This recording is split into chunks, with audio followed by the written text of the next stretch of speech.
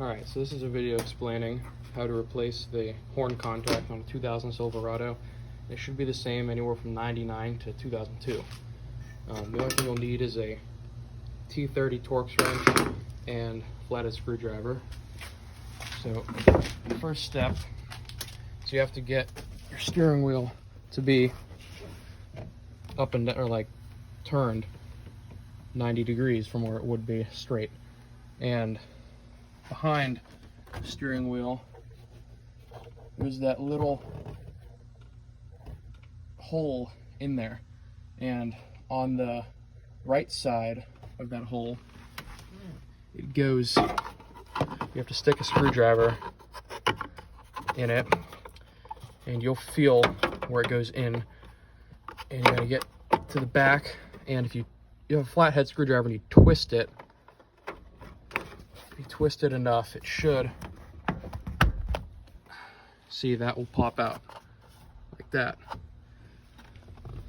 And then pull it, there's a pin inside of that hole that you need to lift up for it to release. So when you stick the screwdriver in and you twist it, it opens it up for you.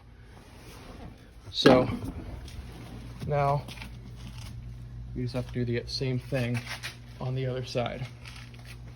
So now you just have to start the truck and turn the wheel around one rotation to do it on the bottom side.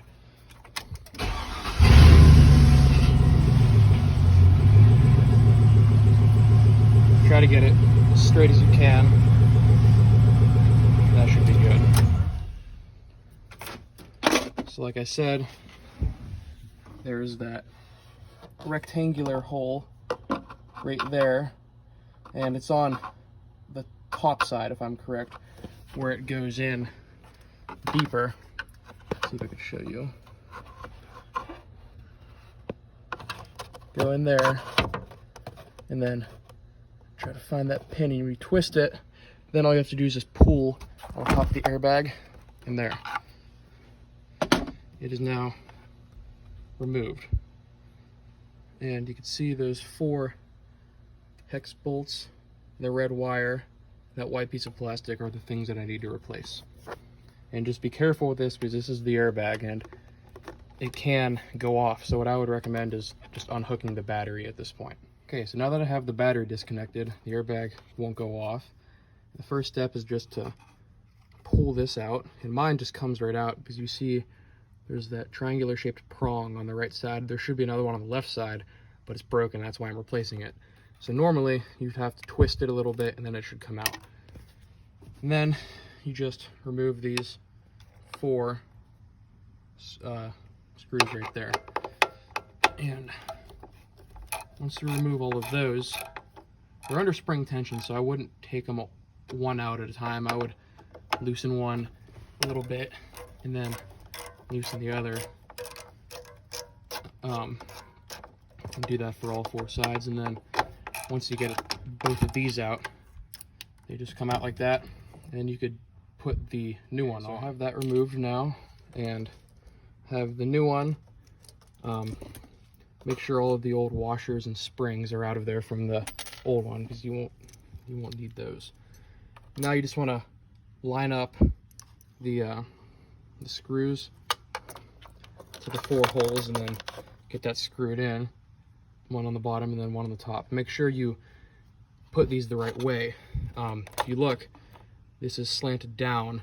That slanted down should point towards the top of the steering wheel. I have all 4 of the new screws in, and it's actually, we'll show you how the horn works. When you press on it, it pushes this down, which makes contact with that copper, which sends a signal to the horn to go off. So the only next step is to put this, stick it down in that hole there. And if you look inside, you probably won't pick it up. Oh yeah, you can see it. There's little grooves in there.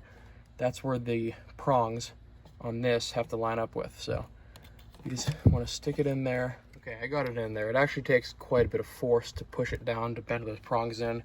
So you might feel like you're going to break it, but just if you push it in straight, it just takes a little bit of force, and then you'll feel it click in. So now everything is in, good to go. Make sure these screws are tight. Give them one last tighten. They pretty much go in until you can't turn them anymore. Okay, so now all you got to do is put the airbag back in. Make sure you put it in the right way.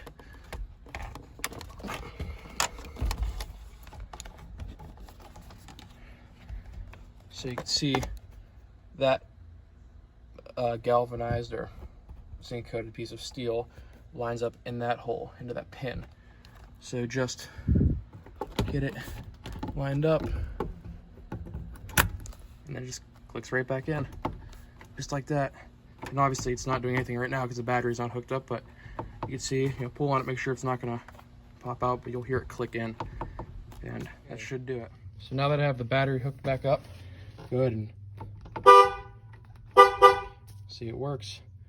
And a way to tell if it is that contact or if it's the actual horn is if you have a key fob, you can, hit the lock button, close the door, you lock it, and then press it again, you'll hear the horn. So that's what I did, and I could hear the horn going off, so I knew the horn wasn't broken, but when I would press this, nothing would happen. If you don't have a key fob, another way to tell is have somebody else open up the fuse box under the hood, stand next to it, and then while you press on this, you should be able to hear a clicking sound from the relay, the horn relay, engaging. And if you hear that, you hear it clicking, then you know that this is working because it's sending a signal. It's just the horn itself that's broken. All right, well, I hope somebody found this video useful because I tried to figure out what was wrong with this for a while and I really couldn't find much on YouTube, but I did figure it out. That part, the whole contact only cost like $15 on eBay. So I was looking just to get that plastic part because that was the only thing that was broken, but it was only $15 to get the whole thing and I couldn't find the actual plastic part by itself. So it's probably worth it just to get that and replace the whole thing while you're under the airbag anyways. And that's it for this video.